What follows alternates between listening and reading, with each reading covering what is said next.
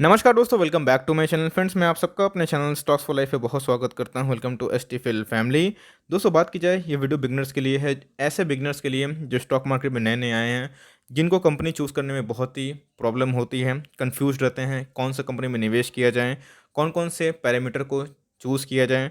दोस्तों, मैं सच बताऊं तो कोई भी कंपनी को चूज़ करने का बहुत सारे मल्टीपल फैक्टर्स हो सकते हैं, लेकिन एक कॉमन फैक्टर्स जो एडवांस से बिगनर मीन्स बिगनर से एडवांस के लिए जो इंपॉर्टेंट होते हैं। पहले कोई भी एडवांस ट्रेडर या फिर इन्वेस्टर कभी ना कभी बिगनर्स हुए थे। इवन दोस्तों मैं भी था, तो मुझे भी कन्फ्यूज़न हुआ करता था।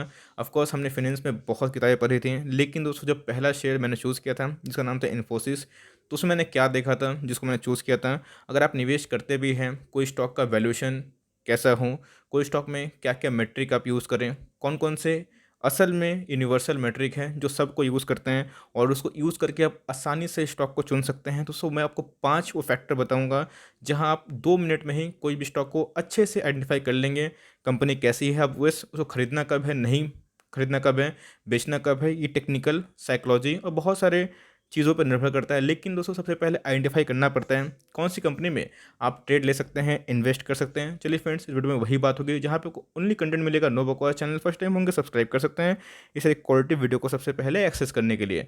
Now without dealing in for time, let's begin. दोस्तों, पॉइंट नंबर 1 सबसे इंपॉर्टेंट और सबसे बेसिक है। आप जिस कंपनी पे निवेश करते हैं उस कंपनी के बारे में आपको समझ होनी चाहिए कि आप जिस कंपनी में निवेश कर रहे हैं कंपनी करती क्या है। जी हाँ दोस्तों, मैंने देखा है कि बहुत ऐसे लोग हैं।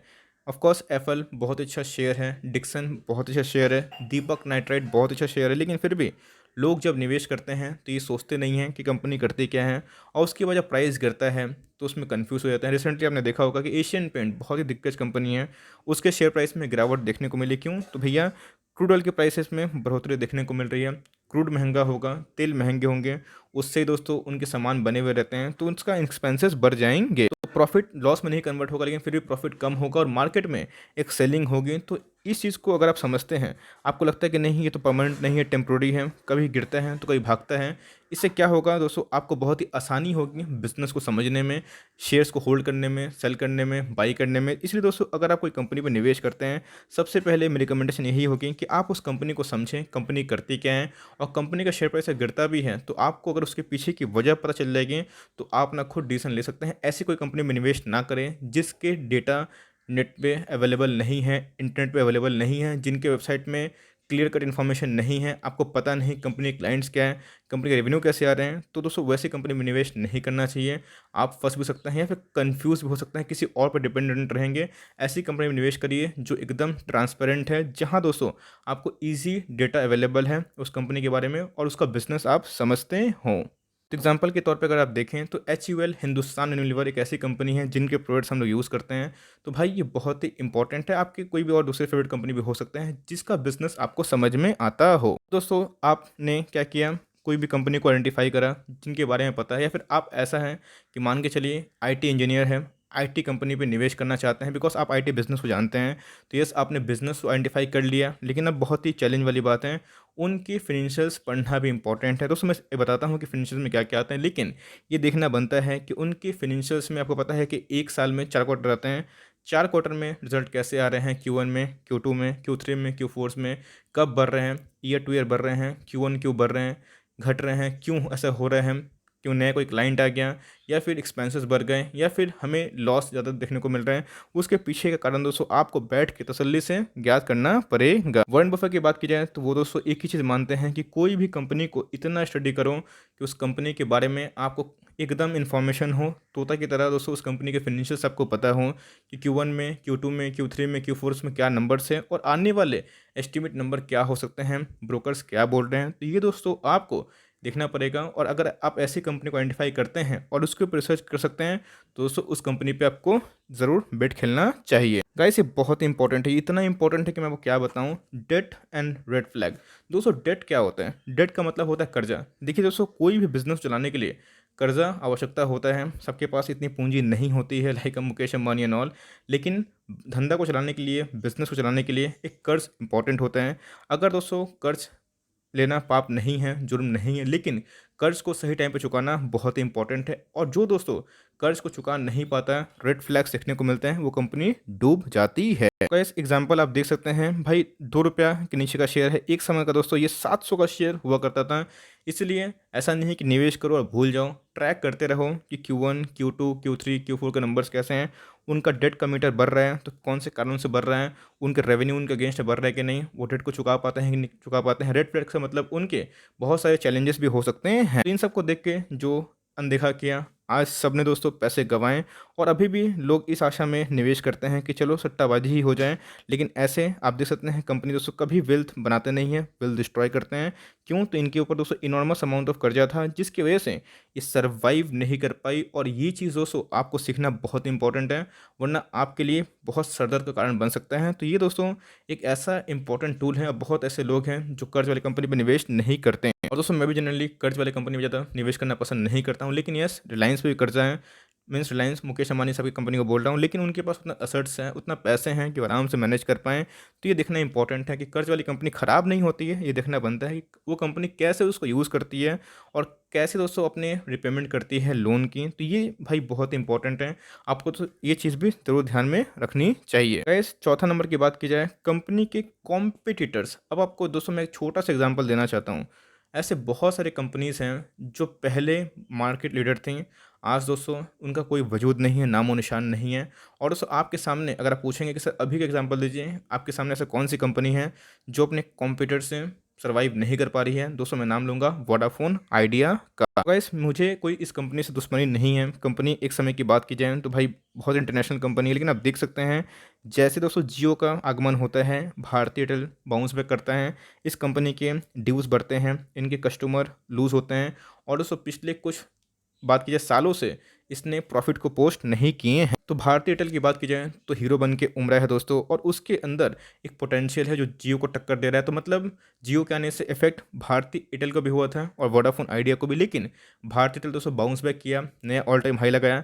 लेकिन आप देख सकते हैं कि इसको दोस्तों कोई भी इफेक्ट देखने को नहीं मिल रहा है, और 16 के बाद से ही इनके जो पिटाई हुई है दोस्तों अभी तक जारी है। और आज की बात की जाए तो हमें 10 रुपये के लगभग दिखाई पड़ रहा है ये शेयर। तो इसीलिए देखना बनता है कि आप जो शेयर लेते हैं उनके अगेंस्ट में कोई ऐसा बड़ा मेहमत ही आ गया, एक ऐसी बड़ी दुकान आपके दुकान के सामने आ गई जो बहुत ही बलशाली है, प्रभावशाली है। तो एक स्मार्ट इन्वेस्टर क्या करता है, अपने दुकान के मीन्स अपने दुकान को चलाता है नहीं चलाता है वो उसके ऊपर डिपेंड करता है, लेकिन जो मजबूत दुकानदार वाला है दोस्तों उसका शेयर जरूर खरीद लेता है। इस बात को आप ध्यान लगा सकते हैं। सिंपल एक और एग्जांपल दूं, F retail means future retail का जो शेयर दोस्तों मीन्स 100 के नीचे दिखाई पड़ता है, और डीमार्ट का शेयर कितना दिखाई पड़ता है, 3000 के ऊपर दिखाई पड़ता है। आपको पता है कि रिलायंस का जो आरआरवेल जो शेयर है उसका लिस्टिंग नहीं देखने को मिलता है। तो वाइस इन्वेस्टर वो है जिनके अंदर ये समझ बूझ है कि भाई जो नंबर 1 है हमको उसके संग जाना है। इसलिए ध्यान रखिएगा दोस्तों, अगर आपका बिजनेस अच्छा चल रहा है लेकिन उसके अगेंस्ट में कोई ऐसा बिजनेस आ गया जो उस बिजनेस को नुकसान पहुंचा दिया, तो आपका बिजनेस लॉन्ग टर्म तो दोस्तों हिट हो सकता है। और आप देख सकते हैं कि ऐसा भी हो सकता है वो आरकॉम की तरह बन जाए और वो कभी भी अपने प्राइस पे नहीं है। दोस्तों मैं आपको डरा नहीं रहा हूँ, लेकिन आपको ये सच्चाई बता रहा हूँ कि हमें देखना चाहिए कि हमारे बिजनेस मोट क्रिएट करते हों, एक ऐसा बिजनेस जो अपने आप में ही यूनिक हो, और वैसा प्रोडक्ट शायद कोई ना बनाए और बनाता भी है तो मार्केट लीडर बन के रहे। उसके दोस्तों बात की जाए फ्यूचर प्रॉस्पेक्ट। जी हाँ दोस्तों, फ्यूचर प्रॉस्पेक्ट देखना बहुत इंपॉर्टेंट है। आप कोई कंपनी पे निवेश करते हैं तो इसलिए निवेश करते हैं कंपनी आने वाले समय में रहेगी, आने वाले समय में रहेगी, प्राइस भाग्य गिरे ये तो दोस्तों मार्केट के ऊपर डिपेंड करता है।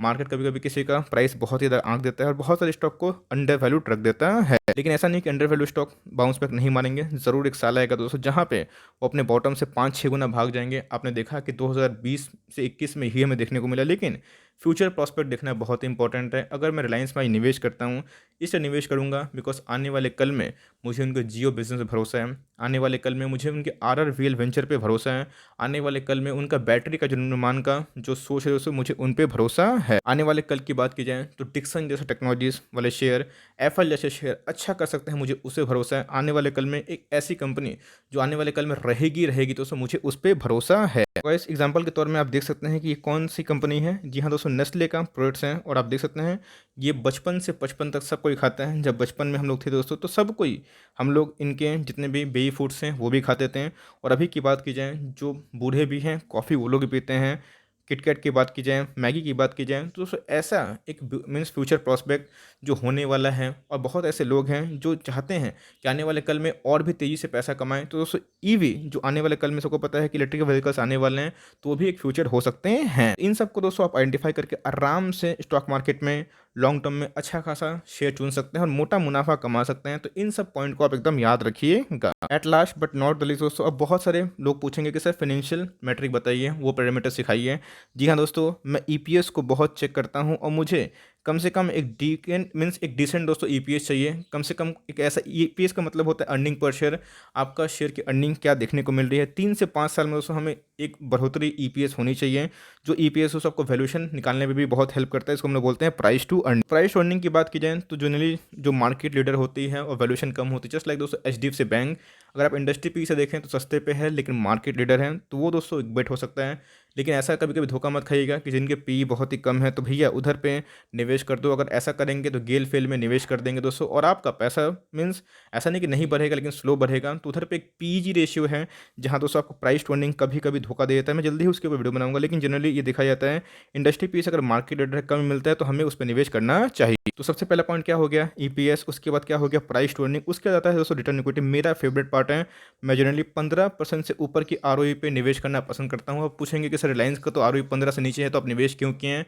बिकॉज उनकी वैल्यू भी अनलॉकिंग नहीं हुई है। उनके बिजनेस में जियो की बात की जाए, आरआरएफएल की बात की जाए, वो अलग नहीं है। जब वो अलग होंगे तो वैल्यू अनलॉकिंग अलग होगी। इसलिए कभी कभी इस बात को भी ध्यान रखिएगा। फ्यूचर को देख के हमें आरओई कम होता है, लेकिन फिर भी वैल्यूएशन हाई देखने को मिलता है। तो मेरे हिसाब से 15 के ऊपर जो आरओई होता है, रिटर्न ऑन इक्विटी, भैया ये बहुत ही इंपॉर्टेंट होता है। और इसमें अगर बढ़ोतरी होती है 15 से इतना ऊपर है, वो दोस्तों बहुत ही शानदार मुझे दिखाई पड़ता है। चौथे नंबर पॉइंट की बात की जाए, डेट टू इक्विटी। भाई जितना कम कर्जा हो उतने बेहतर। अब ऐसा नहीं कर्जा होना पाप है, लेकिन यस अगर वो 0.5 से कम हो, जीरो हो, तो बहुत ही शानदार होगा। जैसे एचयूएल में है दोस्तों, और टीसीएस में है, इन्फोसिस में है। लेकिन फिर भी अगर ऐसी कंपनी जिनके 0.5 के नीचे हैं तो कंपनी आराम से मैनेज कर लेगी। रिस्क कहाँ होता है, जहाँ 1 से लेकर 1.5 तक हमें उनके देखने को मिलते हैं डेट टू इक्विटी। तो इन सब बात पर ध्यान रखिएगा। और लास्ट में दोस्तों क्या होता है, करेंट रेशियो, जो हम लोग 1 से ऊपर देखना पसंद करते हैं। गाइस जो नॉन फाइनेंस बैकग्राउंड से हैं उनको नहीं पता होगा करेंट रेशियो का मतलब क्या होता है। Current asset by current liabilities, तो आपका असेट्स ज़्यादा होना चाहिए आपका लाइबिलिटीज़ के अगेंस्ट में। तो अगर दोस्तों 1 से ज़्यादा होता है, 2 होता है, 3 होता है, आप देखिएगा म्यूचुअल फंड हाउस का बहुत ज़्यादा होता है, 15-20 होता है। क्यों? तो उनके दोस्तों असेट्स बहुत होते हैं, बिकॉज उनके पास लाइबिलिटी बहुत ही कम होती है। वो अपने स्किल से ही पैसे को मैनेज करते हैं। तो ये सब दोस्तों कुछ कुछ चीज़ें हैं जहाँ पर आपको देखना बनता है, और आप आराम से फंडामेंटली अच्छी कंपनी निवेश के लिए खोज सकते हैं। दोस्तों मैं यहाँ से क्वेश्चन पूछना चाहता हूँ, आई वांट टू नो दोस्तों कि मेरे एंड तक वीडियो कौन देखता है। क्वेश्चन यही है कि आप जाइए निफ्टी 50 का नहीं दोस्तों, निफ्टी नेक्स्ट 50 का फंडामेंटली 5 स्टॉक जो इन सब पैरामीटर में आता है उनका नाम खोजिए, और इतना रिसर्च करिए और क्यों होता है। अगर उसको भी एक्सप्लेन कर पाएँ तो बहुत ही शानदार है। जहाँ दोस्तों मैं देखूंगा कि कौन कौन सीरियस लर्नर है। और अगर दोस्तों आपने अच्छा खासा आंसर दिया, वीडियो को अच्छा रिस्पॉन्स मिला, मैं जल्दी ही दोस्तों एक धाकर टेक्निकल वीडियो शेयर करूंगा, जिसमें दोस्तों आप कभी भी चूक नहीं सकते हैं। उस वीडियो को चाहिए तो इसमें दोस्तों आराम से इस वीडियो को प्यार दें, और कुछ सीखने को मिला तो लाइक ज़रूर करें। चैनल फर्स्ट टाइम होंगे तो सब्सक्राइब भी करिएगा, और अपने फ्रेंड्स और रिलेटिव से भी दोस्तों इन सब क्वालिटी वीडियो को शेयर कर सकते हैं। So for timing that's the end of the video. आई हो दोस्तों कुछ सीखने को मिला, तो भाई मिलते हैं जल्दी, तब तक के लिए bye. Thanks for listening friends, God bless you all.